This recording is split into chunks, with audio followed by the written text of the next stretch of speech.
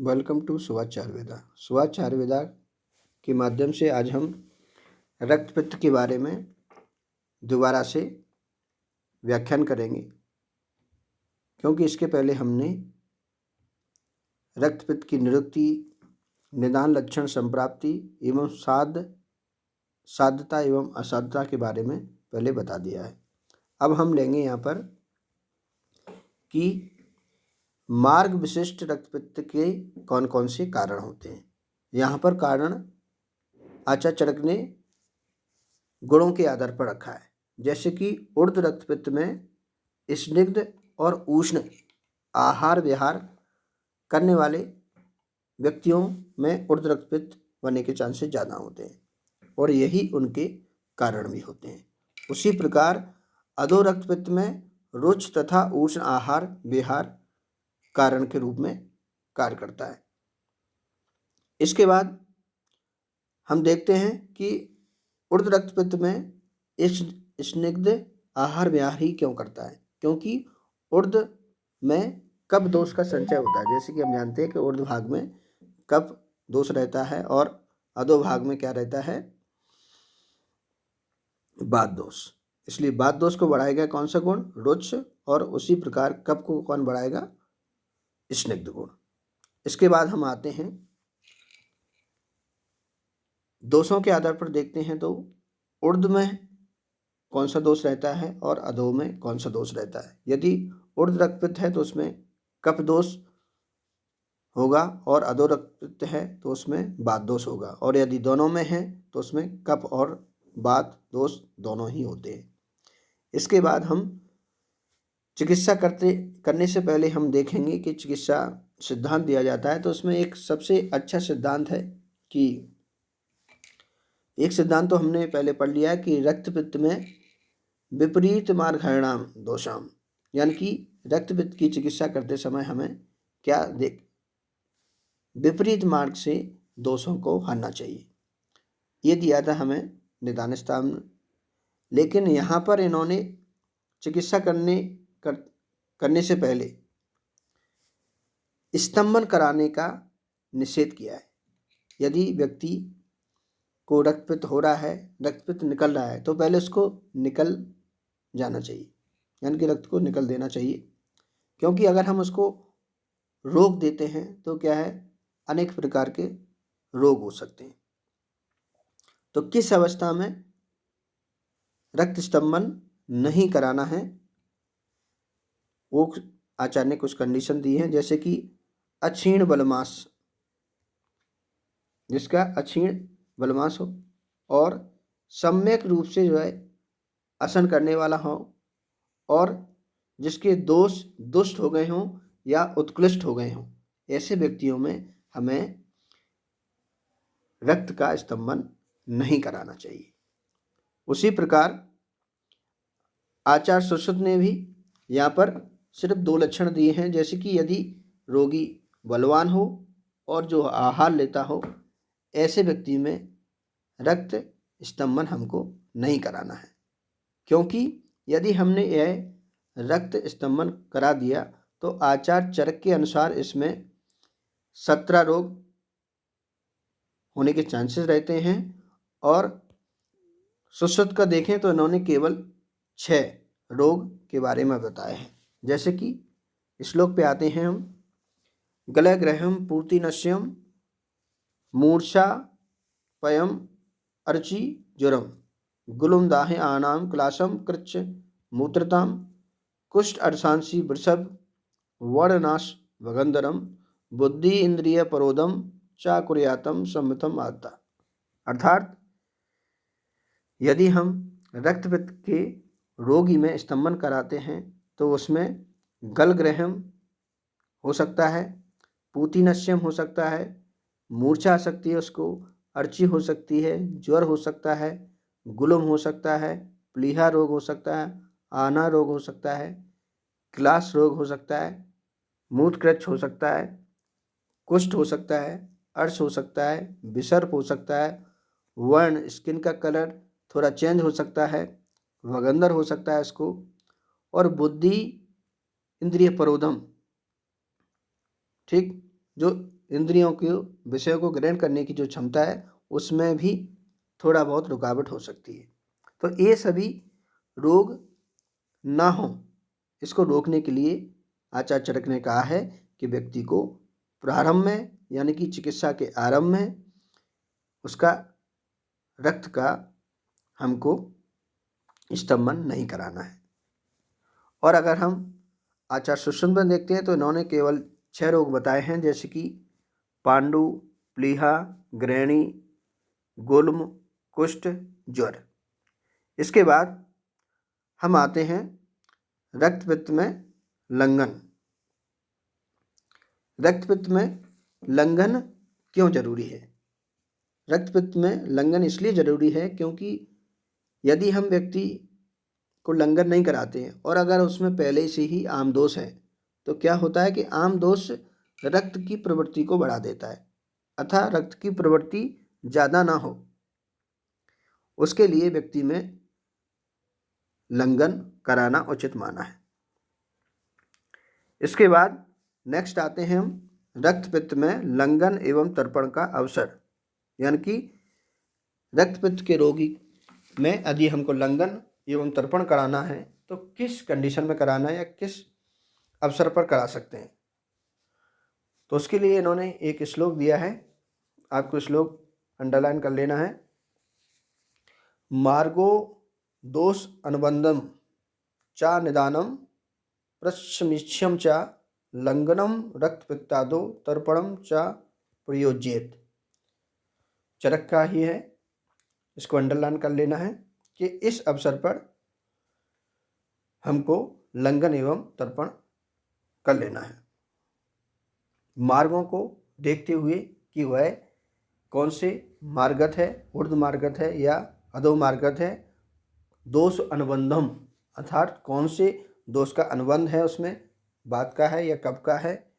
चा निदानम पृच्छयामि चा, कौन कौन से उसके निदान है या किन निदान से वह उसको रक्तपित्त हो गया हो। तब इन सभी बातों का जब हमको पता लग जाए उसके बाद हमको उसको लंघन कर्म करा देना चाहिए। इसके बाद लंघन कर्म यदि हम कराते हैं तो व्यक्ति में कभी कभी प्यास लग सकती है, यानी कि रक्तपित्त के रोगी को अगर बीच में कभी पिपासा लगे यानी कि प्यास लगे या तृष्णा लगे तो उसको इन्होंने एक जल, जैसे कि ज्वर में भी सडंग पानी का उपयोग किया है, उसी प्रकार इन्होंने यहाँ पर भी रक्तपित्त में भी पिपासा को शांत करने के लिए एक जल बताया है, जिसमें कि ही वेर चंदन उसीर मुस्तक परपट श्रुतम केवलम श्रुत शीतम व ददात तोयम पिपासवे। ददात तोयम पिपासवे मतलब जब उसको पिपासा लगे तो उस तोय को उस पेशेंट को हमको पिला देना है जिसमें कि ये सभी द्रव्य मिले हों। इसके बाद हम आते हैं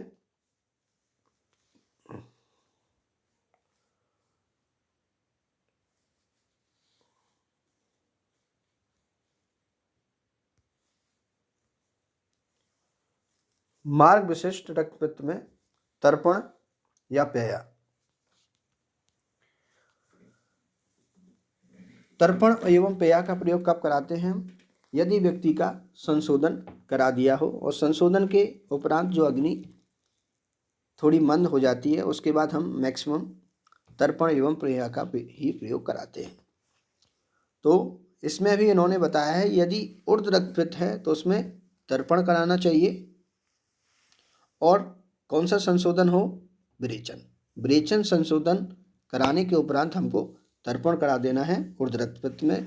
उसी प्रकार अधो रक्तपित्त में हमको वमन कराना है और पेया या फिर यवागु उसको खिलाना है। तो इसमें हम देखते हैं कि ऊर्ध्व रक्तपित्त में तर्पण कराया है और अधो रक्तपित्त में पेया या यवागु कहा है। और जैसा कि हम चिकित्सा सिद्धांत के अकॉर्डिंग भी आए हैं कि विपरीत मार्ग हरणम दोषम, यानी कि यहाँ पर ऊर्ध्व रक्तपित्त में वैसे क्या होना चाहिए था? वमन, लेकिन वमन न होते हुए यहाँ पर इन्होंने विरेचन कराने को बोला है। और अधो रक्तपित्त में होना चाहिए था विरेचन, लेकिन विरेचन न होते हुए प्रतिमार्ग हरणम है तो वमन क्रम यहाँ पर आचार्य चरक ने बताया है। इसके बाद तर्पण करने के लिए कुछ योग बताए हैं, जैसे कि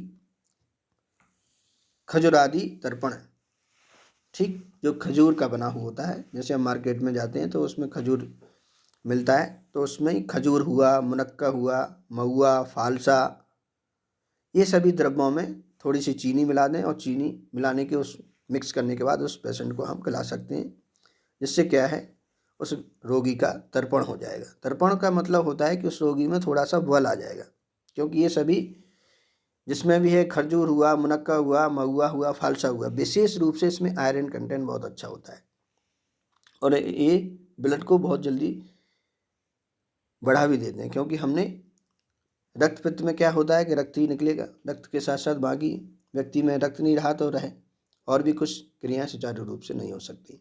तो तर्पण करना बहुत ज़रूरी है, क्योंकि उसमें बहुत ही कमजोरी आ जाती है। इसके बाद दूसरा है खजुरादि तर्पण के बाद लाजा तर्पण। लाजा मतलब जैसे कि धान का लावा है और घृत और मधु के साथ इसको दे देना है। उसके बाद अजा तर्पण,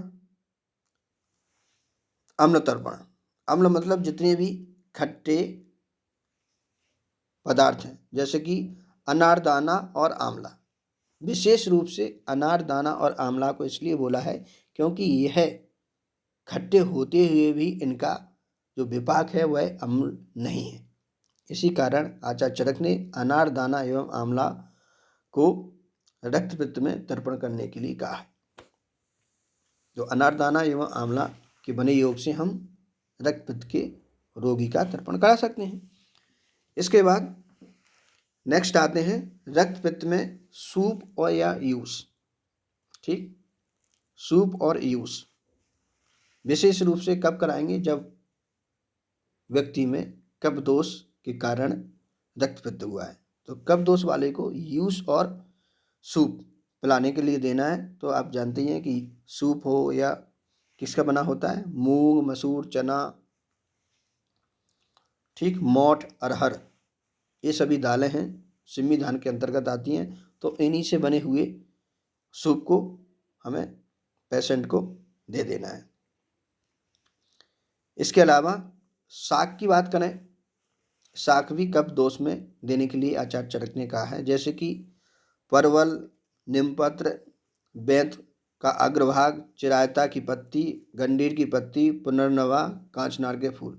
मैक्सिमम अगर हम देख रहे हैं तो इसमें तिक्त प्रदान वाले द्रव्यों को मेनली रखा है, क्योंकि तिक्त जो रस होता है वह क्या है, पित्त का शमन करता है। तो ये सभी परवल हुआ, नीमपत्र हुआ, बेंत का अग्रभाग, चिरायता, गंडीर की पत्ती, पुनर्नवा, कांचनार के फूल, इन सभी को क्या करना है, एक एक मिल जाए तो एक एक को घी में भूनने के बाद जब हम उसको रसेदार बना लें उसके बाद उस व्यक्ति को देना है। भूनना इसको घी में है, क्योंकि घृत भी पित्त का शमन करेगा और पित्त रस वाले द्रव्य हमने पहले से ले लिए हैं, तो दोनों ही मिलके बहुत ही अच्छा पित्त का शमन करते हैं। इसके बाद मांस का प्रयोग, मांस का प्रयोग करने के लिए भी आचार्य चरक ने कहा है, क्योंकि कुछ लोग तो वेजिटेरियन होते हैं और कुछ नॉन वेजिटेरियन होते हैं। आचार्य चरक ने मैक्सिमम चिकित्सा करते समय दोनों का ही ध्यान रखा है, क्योंकि कई देश में देश प्रधान है। आचार्य चरक ने बोला है देशानुसार हमको भोजन भी करना चाहिए, देशानुसार आहार विहार करना चाहिए। तो उसी को देखते हुए इन्होंने मांस रस में भी बताया, यदि व्यक्ति वात प्रदान हो, ठीक, यानी कि वात के कारण जिसको रक्त पित्त हुआ हो, तो उसे काले मूछ वाले हिरण, सामान हिरण और कृष्ण हिरण, ठीक, तीन तो इसमें हिरण है, एक सामान हिरण है, एक काला हिरण है और एक काली मूछ वाला हिरण है। इसके बाद आते हम परेवा, यानी कि जैसे कबूतर, वो परेवा, कबूतर, लावा, बटेर, गौरैया, ये 5 प्रकार के पक्षी हैं जिनका हम प्रयोग कर सकते हैं, परेवा, कबूतर, लावा, बटेर और गौरैया। इसके बाद खरा, खरा मतलब रैबिट, जानते हैं हम उसको, उसका भी प्रयोग रक्त पित्त में बताया गया है। इसके बाद हम आते हैं नेक्स्ट यावागु। ठीक, यूस हो गया हमारा, इसके बाद हमने शाक हो गया। यूस और शाक का प्रयोग विशेष रूप से कफ के कारण जब रक्तपित्त होता है तब करते हैं, और यदि वात के कारण रक्तपित्त हुआ तो हम मांस का प्रयोग करेंगे। इसके बाद आते हैं यावागु। यावागु औषध से जल में बनाए। यावागु जितने भी हैं, जिस औषधि को बताया गया है उसी औषधि को जल में सिद्ध कर लें, यानी कि क्वाथ बना लें, उसके बाद हम यावागु बनाएं तो बेटर काम करेगी। तो जैसे कि एक है चंदनादि पेय। ठीक, चंदन को ले लेना है, चंदनादि जितने भी द्रव्य हैं उनको ले लेना है, पहले जल में सिद्ध कर लेना है या क्वाथ बना लेना है, उसी क्वाथ में हमको चावल डाल के यावागु बना लेना है। कृतक्तादि पेया, दत्त्यादि पेया, मसूर दल, पिठवन पेया, सिंधुवार, मेवड़ी, बीस की पेया। ठीक, सिंधुवार जो प्लांट होता है उसके बीज की से बनी हुई पेया का हम प्रयोग करें। वरियार की जड़ से बनी हुई पेया, या पारावत यानी कि परेवा जो पक्षी है उससे सिद्ध हुई यावागु का प्रयोग करा सकते हैं। यहाँ पर 7 प्रकार की यावागु का प्रयोग बताया है आचार्य चरक ने रक्तपित्त में, ये हमको याद कर लेना है। इसके बाद मधु चीने तो डालना ही है।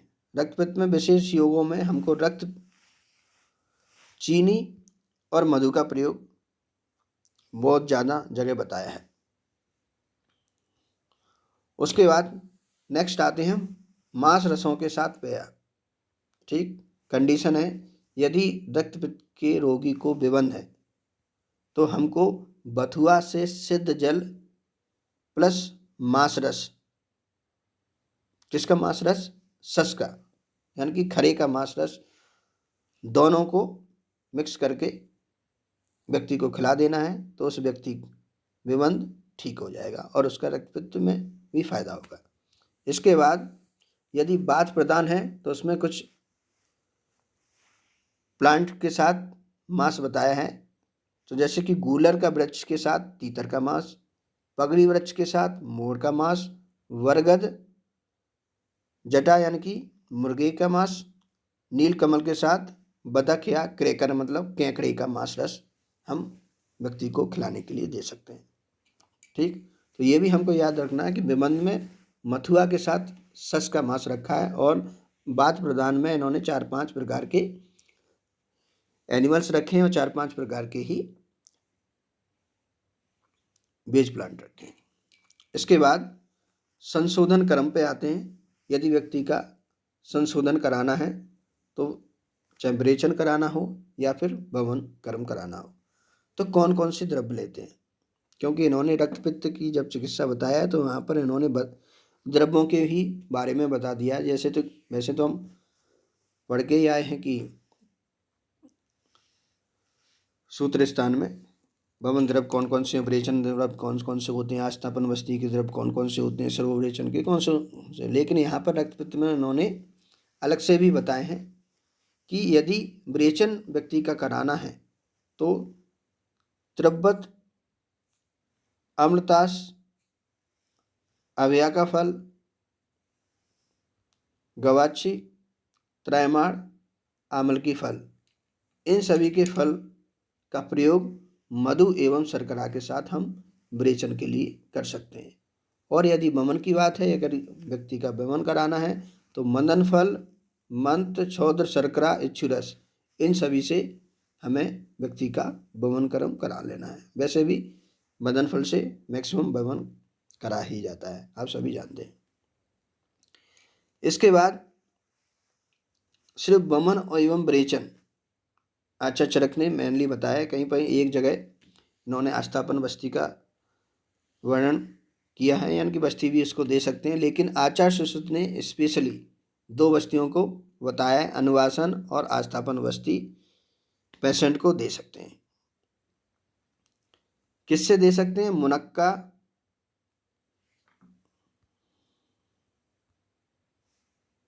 मधु, शर्करा आदि द्रव्यों को लेकर हम व्यक्ति को अनवासन वस्ती या आस्थापन वस्ती भी दे सकते हैं। इसके बाद आचार्य चरक ने संस्मरण योग्य, यानी कि संस्मरण योग्य कौन कौन से व्यक्ति हैं जिनका हम संस्मरण करा के ही रक्तपित ठीक कर सकते हैं, यानी कि जिसमें हम संशोधन नहीं करा सकते, या ये भी कह सकते हैं कि जिनका हम संशोधन नहीं करा सकते तो उनको हम कैसे ठीक करेंगे, संस्मरण करा कर। तो संस्मरण योग्य कौन कौन से व्यक्ति हैं उसको आचार्य चरक ने बताया है कि बल मास का क्षय, जिस व्यक्ति का बल मास का क्षय हो गया उसका हम संशोधन नहीं करा सकते, ऐसे व्यक्ति का क्या है, हमें संस्मरण मेडिसिन दे के ही उसका रक्तपित ठीक करा देना है। उसके बाद जो कि शोकादि से कर्षित हो गया हो, ऐसे व्यक्ति का भी हमें संस्मरण के द्वारा उसको ठीक करना है। सूर्य आदि से जो तप्त हो, व्याधि से जो क्षीण हो गया हो,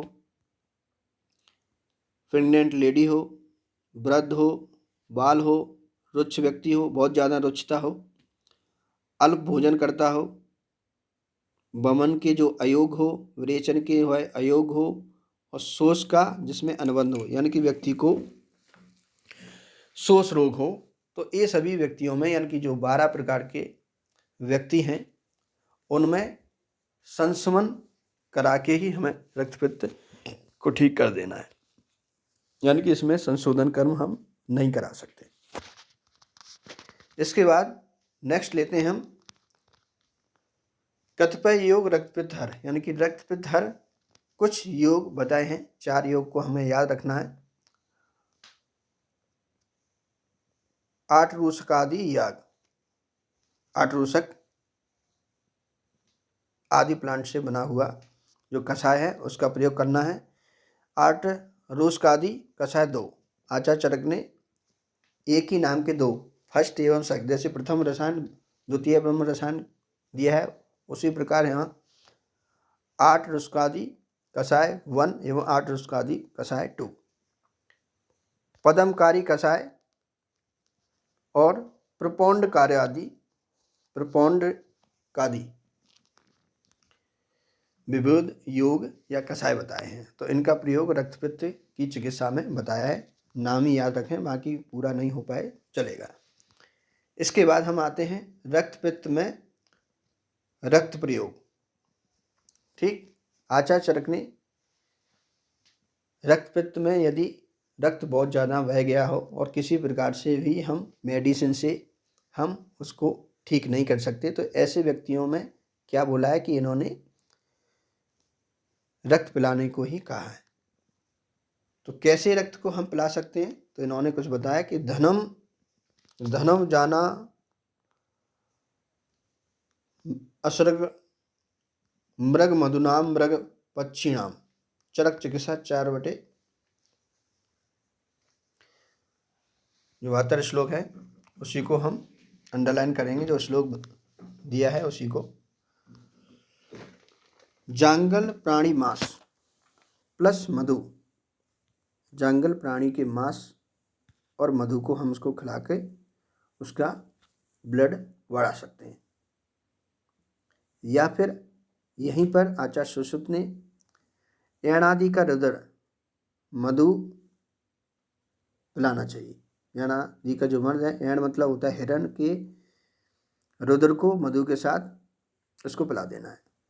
या फिर बकरे का अपक्व पित्तयुक्त या यकृत युक्त मांस उसको खिला देना है, या फिर बकरे का मांस उसको पिलाने के लिए भी हम दे सकते हैं। तो दोनों को ही याद रखना है हमको। सुश्रुत ने एणादि एवं बकरे का मांस हो या फिर रक्त हो उसको पिलाने के लिए बोला है। और आचार्य चरक ने जांगल प्राणी मांस को मधु को मिलाकर, ये आचार्य चरक ने बोल दिया जो भी मिल जाए जिसका आपको सूट कर जाए ब्लड या फिर मांस, उसी के अकॉर्डिंग उस व्यक्ति को दे देना है। तो रक्त का प्रयोग करने के लिए भी आचार्य ने भी बोला है और आचार्य सुश्रुत ने भी बोला है। आचार्य चरक ने एवं सुश्रुत दोनों ने ही बोला है। ठीक, यहाँ पर हम सिर्फ 2 ही आचार्यों का ले रहे हैं, अष्टांग हृदय अलग से पढ़ाएंगे हम आपको, क्योंकि यहाँ पर हम विशेष रूप से BMS थर्ड ईयर के स्टूडेंट के लिए चिकित्सा स्थान है उसी के लिए बताएंगे। जहाँ जहाँ पर भी सुश्रुत का कमेंट रख रहे हैं या फिर व्याख्यान रख रहे हैं, वो व्यक्ति याद करना हो तो करिए, नहीं करना हो तो नॉलेज के लिए इसको लिख लेना है या फिर याद कर लेना है। अब इसके बाद आते हैं हम, यदि रक्तपित्त के रोगी में जो रक्त है उसमें थक्के बन जाए यानी कि ग्रथित हो जाए, उसे बोला जाता है क्लॉटिंग। तो उस क्लॉटिंग को हम कैसे ठीक करेंगे, तो इन्होंने एक योग दिया है, पारावत मल को मधु के साथ, पारावत मल को मधु के साथ, जैसे बोला गया है रक्तपित्त की चिकित्सा पारावत मल और मधु के साथ दे देंगे तो उसका जो क्लॉट हुआ ब्लड है वो ठीक हो जाएगा, यानी कि उसकी क्लॉटिंग नहीं होती है। ग्रथित रक्त की चिकित्सा है। इसके अलावा और भी योग दिया है इन्होंने, एक क्षार है, क्षार के साथ मधु का प्रयोग करने पर उसका प्रयोग आगे आएगा तो वहाँ पर हम पढ़ लेंगे। इसके बाद आते हैं हम उदीर्ण रक्तपित्त की चिकित्सा। ठीक, ये तो हो गई नॉर्मल, जब रक्तपित्त हो, हर प्रकार का रक्तपित्त हो उसमें क्या ट्रीटमेंट देना चाहिए, वो पूरा हमारा हो गया। वमन कर्म कौन से द्रव्य से कराना है, कौन से मार्ग से कराना है, ये पढ़ा दिया है, कौन से द्रव्यों का भी यूज किया गया है। ऐसे ही ये सभी सामान्य चिकित्सा हो गई हमारी। इसके बाद कुछ कंडीशन है रक्तपित्त में, उन कंडीशन को देखते हुए अलग अलग आचार्य ने योग बताए हैं। वो योग हैं, सबसे पहले उदीर्ण रक्तपित्त चिकित्सा। यदि रक्तपित्त बहुत ज़्यादा बढ़ गया हो तो उसको हम क्या देंगे, वलाजल, मुदग, लाजा, पय, कृष्णा, उसीर, मुस्ता, चंदन, इन सभी को मिला के क्वाथ बना लेना है और क्वाथ को पूरी रात भर रख देना है और सुबह इसको पिला देना है। पर्युषित मतलब वासी कषाय को इसको दे देना है। यदि वात अनुबंधी रक्तपित्त है तो उसकी चिकित्सा हम कैसे करेंगे, अजादुग्ध, पंचगुण जल से सिद्ध गौदुग्ध या बकरी का दुग्ध, यहाँ पर हमने गौदुग्ध लिखा है, बकरी का दुग्ध भी दिया है। पया पे हम ये वाला श्लोक भी आपको अंडरलाइन कर लेना है। चरक चिकित्सा का ही है 82-83। ठीक, 4/82 का जो श्लोक है जिसमें नीचे की लाइन को अंडरलाइन कर लेना है, जिसमें क्या है, बकरे का दुग्ध के साथ, ठीक, पंचगुण जल से सिद्ध करेंगे, ठीक, बकरी के दुग्ध के साथ। उसके बाद बिदारी गंधादि गण को गौदुग्ध के साथ सिद्ध करेंगे। उसके बाद मधु के साथ, इस मधु एवं शर्करा के साथ इसको खिला देंगे। तो 2 योग बताए हैं इन्होंने, किसमें, वात अनुबंधी अजादुग्ध विशेष रूप से, नहीं मिले तो गौदुग्ध, दोनों को ही पंचगुण जल में सिद्ध करेंगे और मधु एवं शर्करा मिला के इसको खिला देंगे। उसी प्रकार बिदारी गंधादि जड़ को पंचमूल के क्वाथ में भी इसको सिद्ध करने के लिए कहीं कहा गया है, गौदुग्ध के साथ मधु एवं शर्करा मिला के इसको खिला देना है। इसके बाद मूत्र मार्गत प्रवृत्त, यदि मूत्र के मार्ग से ज़्यादा प्रवृत्त हो रहा हो तो उसमें क्या चिकित्सा करना है, शतावरी, गौच्छुरकल्क, सिद्ध दुग्ध। विशेष बहुत इंपॉर्टेंट है, पीजी में कई बार आए, कई इंपॉर्टेंट जितना भी इसमें नोट्स में हम के माध्यम से बता रहे हैं वो चरक संहिता के इम्पोर्टेंट जो पोर्शन हैं जो कहीं पूछे गए हैं मैक्सिमम उनको ही रखा गया है। और BMS के फाइनली थर्ड ईयर के स्टूडेंट को विशेष रूप से अगर वह इतना ही करता है तो काफ़ी अच्छे नंबर के साथ पास हो सकता है। तो शतावरी गौच्छुर कलक के साथ दुग्ध, ये क्या है, मूत्र मार्गत रक्तपित्त की चिकित्सा। चतुर्पर्णी सिद्ध दुग्ध, 4 प्रकार की पर्णी है, जैसे साल पर्णी, विषपर्णी, इसी प्रकार 2 पर्णी और हैं। तो मुक्त पर्णी इन चारों पानियों से शुद्ध जो दुग्ध है उसको व्यक्ति को दे देना है। तो 2 योग हो गए, शतावरी को याद रखना है और चतुर्विध पर्णी को याद रखना है। इसके बाद यदि गुदमार्गत प्रवृत्त रक्तपित्त की चिकित्सा किस प्रकार करेंगे, तो उसमें क्या है, गुदाम जैसे कि मोच रस, कलक सिद्ध क्षीर। मोच रस गुदा के लिए विशेष रूप से याद रखेंगे, मोच रस के कलक से सिद्ध क्षीर को हम उसको दे सकते हैं। या फिर वटशुंग वट प्रोए सिद्ध क्षीर। वटशुंग मतलब वरगुद, तो मोच रस एवं वरगद को कहाँ याद रखेंगे हम, गुदामार्गत में। शतावरी एवं पर्णी को याद रखेंगे हम मूत्रमार्गत। इसी प्रकार आते हैं यदि कफानबंदी रक्तपित्त है तो उसकी चिकित्सा उत्पन्नाल, मृणाल, पदम उत्पल, केसर, मधुघृत या फिर पलाश, प्रियंगु, मधुक, असन, इन सभी की क्षार का प्रयोग हमको मधु एवं घृत के साथ करना है। तो कफनबंदी जो रक्तपित्त है उसका ट्रीटमेंट हो जाता है। इसके बाद इम्पोर्टेंट है, कई बार पूछा जाता है कि नासागत रक्तपित्त में क्या देना चाहिए। तो नासा रक्तपित्त में दूर्वा सुरस जो है ना, बहुत ही इम्पोर्टेंट है। कई परीक्षा में आया है कि दूर्वा का जो सुरस है वो नाक में डालने पर रक्तपित्त तुरंत ही स्तंभित हो जाता है। इसके साथ साथ यदि हम नासा रक्तपित्त को लिखा गया है कि दोष युक्त रक्त प्रवृत्ति में स्तंभन अयोग्य, स्तंभन से उत्पन्न विकार, यदि हम नाक से बह रहा है और उसमें हमने स्तंभन करा दिया तो क्या हो सकता है, स्तंभन से उत्पन्न विकार दुष्ट प्रतिष्याय, ठीक, शिरोविकार, कुणपगंधी रक्त प्रवृत्ति नासा से, घ्राणनाश और कृमि, स्मेल शक्ति भी उसकी जा सकती है, कृमि भी पड़ सकती है उसके नाक में या सिर में। तो विशेष ध्यान रखें कि 5 रोग बताए हैं यदि नासागत रक्तपित्त में हम स्तंभन करा देते हैं तब। पहले जो स्तंभन के रोग बताए वो ओवरऑल बताए हैं, और ये है स्पेशली नासागत रक्तपित्त जब हो रहा हो और उसमें यदि हम स्तंभन करा देते हैं तो 5 प्रकार के रोग हो जाते हैं: दुष्प्रतिष्याय, शिरोविकार, कुणपगंधी रक्तपित्त, घ्राणनाश, कृमि। इसके बाद आते हैं चिकित्सा में दिया है इन्होंने दूर्वा सुरस, अपीड़क नश्य, आम्रस्ती रस, सवंगा धातुकी, द्राक्षा सुरस जो कि सुश्रुत ने भी दिया है, इच्छु सुरस ये भी सुश्रुत ने भी दिया है, यवासमूल सुरस, पलांडुमूल सुरस, दारमपुष सुरस, क्षीर सुश्रुत ने दिया है। यहाँ पर जो सुश्रुत है यानी कि चरक एवं सुश्रुत दोनों ने ही बताया है।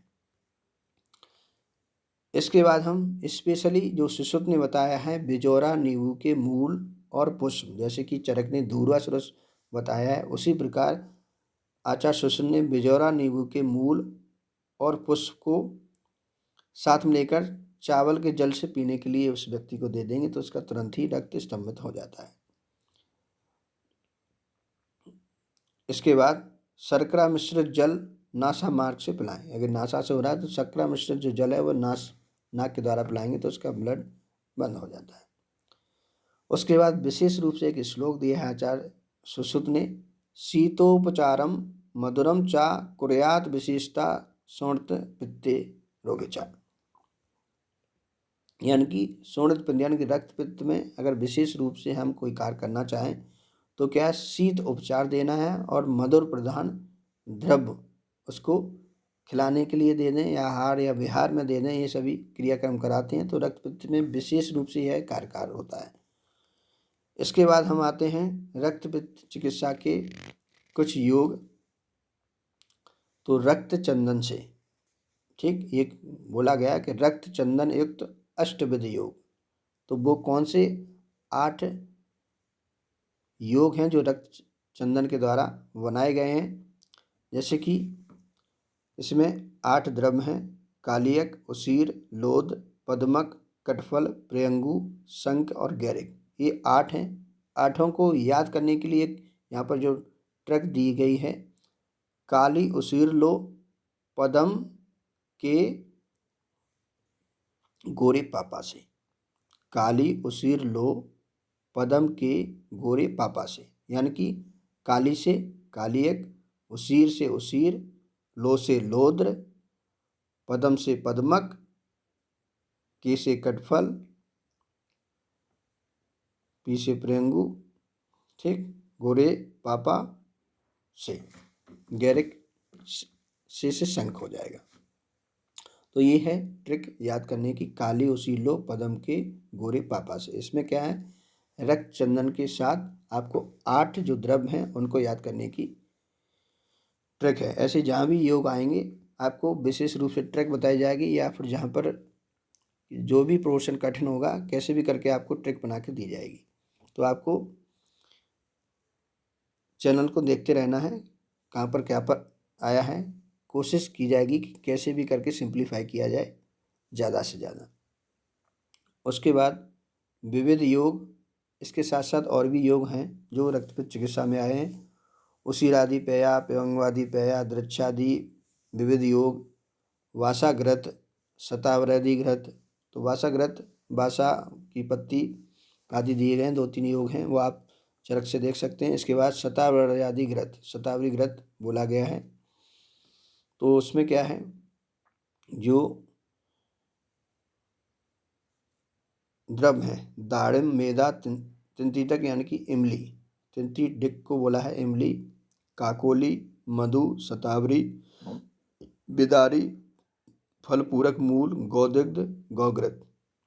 इसी के लिए एक छोटा सा ट्रिक दिया है, दाढ़ी में तिनका मधु से चिपका, दाढ़ी में तिनका मधु से चिपका, और जब चिपक गया है तो छुड़ाना किससे है, बिदारी के फल को गौदग्ध और घृत में मिला के उस तिनके को छुटाना है। तो 4 चीज़ें आना, दाढ़ी में तिनका, मधु से चिपका, गौघृत दूध से बिदारी के फल के द्वारा छुटाया। ये आपको याद रखना है। इसके बाद नेक्स्ट आते हैं हम रक्तपित्त नासार्थ शीत विधियाँ। ठीक, कुछ शीत विधियाँ हैं, जैसे कि आचार्य सुश्रुत ने बताया था, आचार्य चरक ने भी बताया कि रक्तपित्त के उपचार में इसको हम व्यवहार में भी ले सकते हैं। जैसे कि हमको क्या करना है, अभ्यंग करना है, शीत अभ्यंग, फरसेशन करना है, सेक करना है, अवगाहन करना है, शीत शयन करना है, शीतल घृत करना है, और बस्ती विधान। ये सभी चीज़ों को हमको रक्तपित्त में अपना लेना चाहिए, यानी कि शीतल आहार विहार, शीतल गृह। ठीक, रक्तपित्त में जो आहार विहार है उसमें हम शीतल, जितने भी आहार विहार हैं, शीतल गृह में रहना, शीतल जलपान करना, ठीक, चंद्रमा की किरणों को लेना। ठीक, इसके साथ साथ आचार्य चरक ने स्त्री आलिंगन भी रक्तपित्त में विशेष रूप से बताया है। ये सभी हमें थोड़ा सा चरक से और पढ़ लेना है। आज का लेक्चर हमारा यहीं समाप्त होता है। Thank you.